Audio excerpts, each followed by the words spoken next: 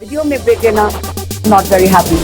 अभी डाउनलोड करें तक ऐप। नमस्कार, मैं हूं भुवनेश सेंगर। आप देख रहे हैं मुंबई मेट्रो। बड़ी खबर इस वक्त की मुंबई के एनआईए यानी नेशनल इन्वेस्टिगेटिव एजेंसी के दफ्तर में एक एएसआई कोरोना पॉजिटिव पाया गया है। सूत्रों के मुताबिक एएसआई की बेटी भी कोरोना पॉजिटिव निकली है। इसके बाद एनआईए के दफ्तर के सभी कर्मचारियों को होम क्वारंटीन कर दिया गया है। पूरे दफ्तर को सैनिटाइज किया जा रहा है। बड़ी खबर है। वैसे तो पूरे देश में कोरोना के मामलों में महाराष्ट्र अव्वल है, शहर की बात करें तो मुंबई अव्वल है, और अब कोरोना का संक्रमण एनआईए के दफ्तर तक पहुंच गया है। एक एएसआई और उसकी बेटी को कोरोना पॉजिटिव पाए जाने के बाद एनआईए के दफ्तर में काम करने वाले सभी कर्मचारियों को होम क्वारंटीन कर दिया गया है। वहीं पिछले 24 घंटे की बात करें तो महाराष्ट्र में 394 नए मरीज मिले। महाराष्ट्र में अब कोरोना के कुल 6,817 मरीज हैं। कोरोना से राज्य में 301 मौतें हो चुकी हैं, जबकि मुंबई में आंकड़ा 4,447 पहुंच गया है। अकेले मुंबई में कोरोना से मरने वालों की संख्या 178 है। पिछले 24 घंटे में मुंबई के भीतर 11 कोरोना पॉजिटिव लोगों की मौत हो चुकी है। धारावी में आज 8 नए मामले सामने आए हैं। धारावी एशिया की सबसे बड़ी झुग्गी बस्ती है। इस वजह से धारावी में कुल मिलाकर कोरोना वायरस के मामले 220 हो गए हैं। वहीं महाराष्ट्र में अब तक 957 मरीजों को डिस्चार्ज भी किया जा चुका है। मुंबई का ताजा हाल और जिस रफ्तार से यहां कोरोना के मामलों की संख्या बढ़ रही है, आशंका है यहां इलाज के लिए 75,000 अस्पताल बेड के हॉस्पिटल बेड की आवश्यकता पड़ सकती है। इनमें क्वारंटीन किए गए लोग भी रखे जाएंगे। माना जा रहा है कि 10% कोरोना पॉजिटिव मरीजों को ऑक्सीजन सपोर्ट की आवश्यकता होगी। मुंबई में लगभग आधी से ज्यादा आबादी स्लम में रहती है, जहां क्वारंटीन होना संभव नहीं है। ऐसे लोगों के लिए क्वारंटीन सुविधा बढ़ाना बहुत जरूरी है।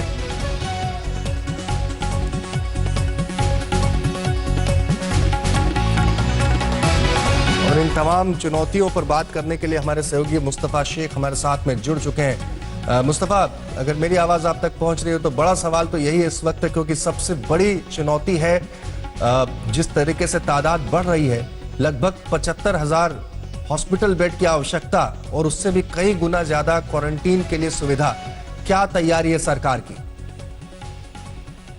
सब सामने आई जब एक सेंटर की कमेटी ने धारावी और बाकी मुंबई के इलाकों में सर्वे किया, और साथ ही साथ जो बीएमसी है उसका ये अनुमान है कि जो कंटेनमेंट प्लान बनाया गया है इस वक्त अलग अलग इलाके जैसे कि वर्ली, कोलीवाड़ा और धारावी के लिए, अगर वो किसी वजह से काम नहीं करता है तो मई तक जो केसेस है मुंबई में वो पीक पे जा सकते हैं, यानी कि 75,000 तक ये केसेस आ सकते हैं, जिसके लिए मुंबई महानगर पालिका को तैयार होना पड़ेगा। इसी के लिए ये प्लानिंग शुरू कर दी गई है कि quarantine facilities, institutional quarantine facilities और साथ ही साथ हॉस्पिटल बेड्स, उसमें ऑक्सीजन और बाकी फैसिलिटीज, ये सारी चीजें आप कह सकते हैं इंक्लूड की जा रही है। और मुंबई के जितने एग्जिस्टिंग हॉस्पिटल है उन सब में जो बेड्स हैं वो बढ़ाए जा रहे हैं। एक बड़ा चैलेंज मुंबई के सामने ये रहेगा कि अगर केसेस कम नहीं होते हैं तो फिर ये सारी चीजों को इस्तेमाल में लाना पड़ेगा।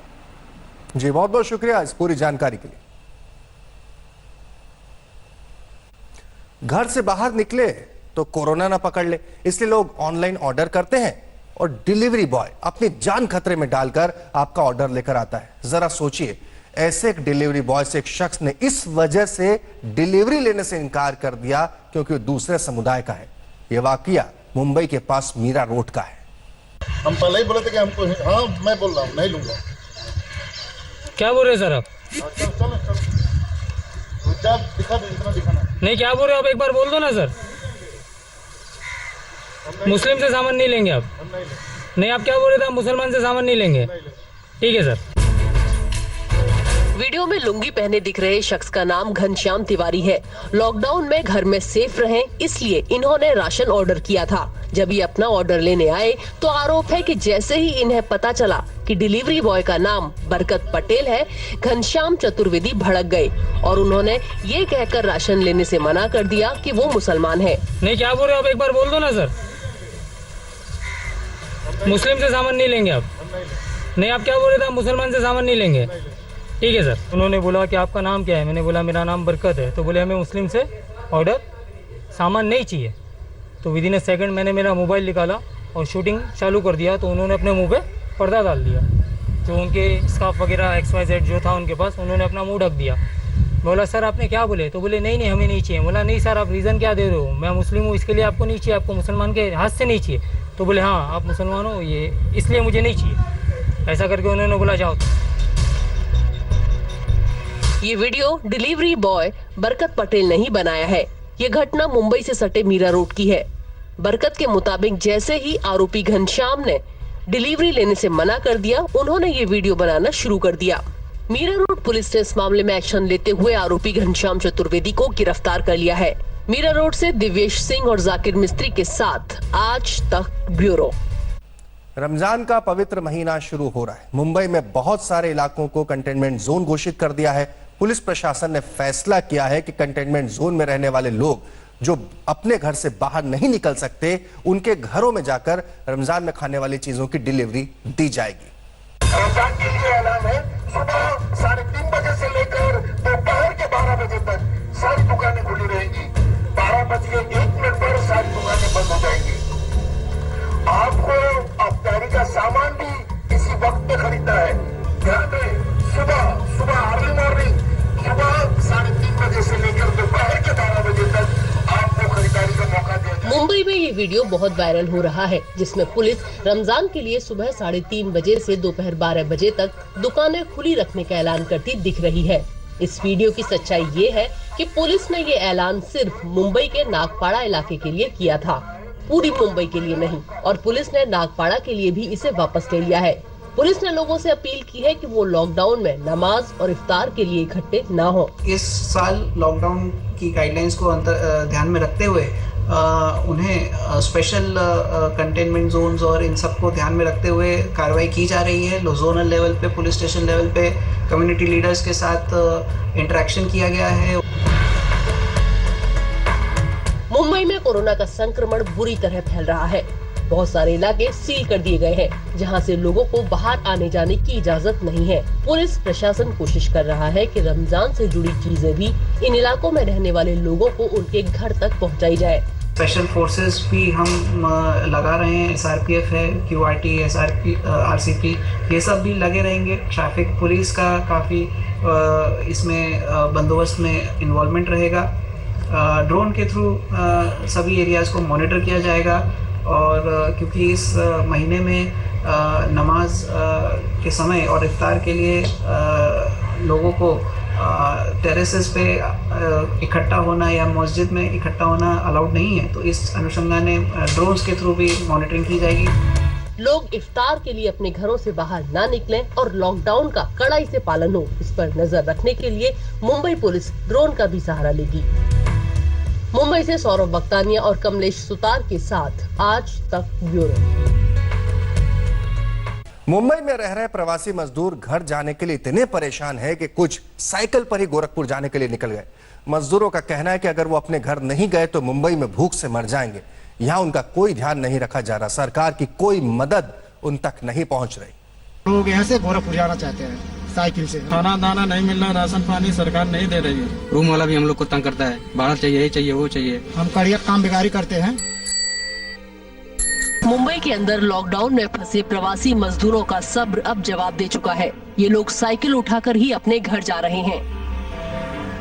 मुंबई से इनका होम टाउन गोरखपुर 1700 किलोमीटर दूर है।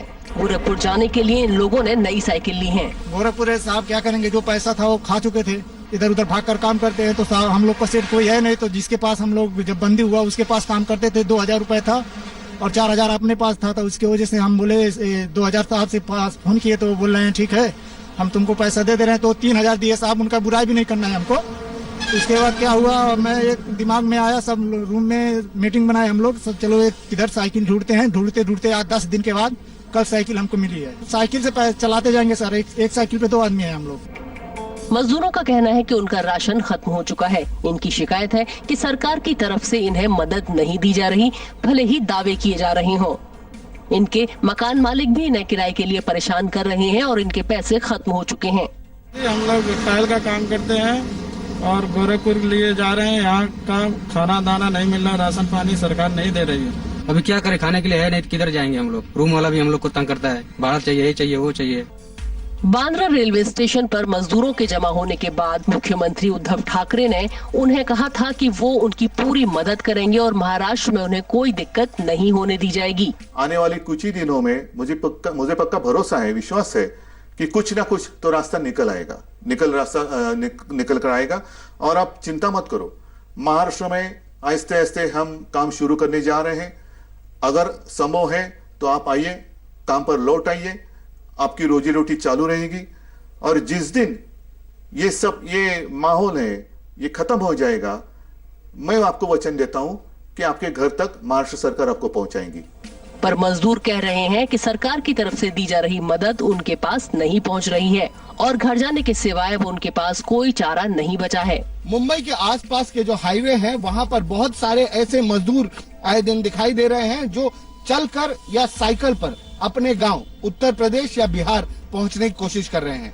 हम भी ऐसे ही एक ग्रुप से मिले जो कि कड़िया का काम करने वाले, दिहाड़ी पर काम करने वाले मजदूर थे, जिन्होंने ये अपेक्षा की थी कि 15 अप्रैल को लॉकडाउन खत्म हो जाएगा, उसके बाद वो अपने गांव जा पाएंगे।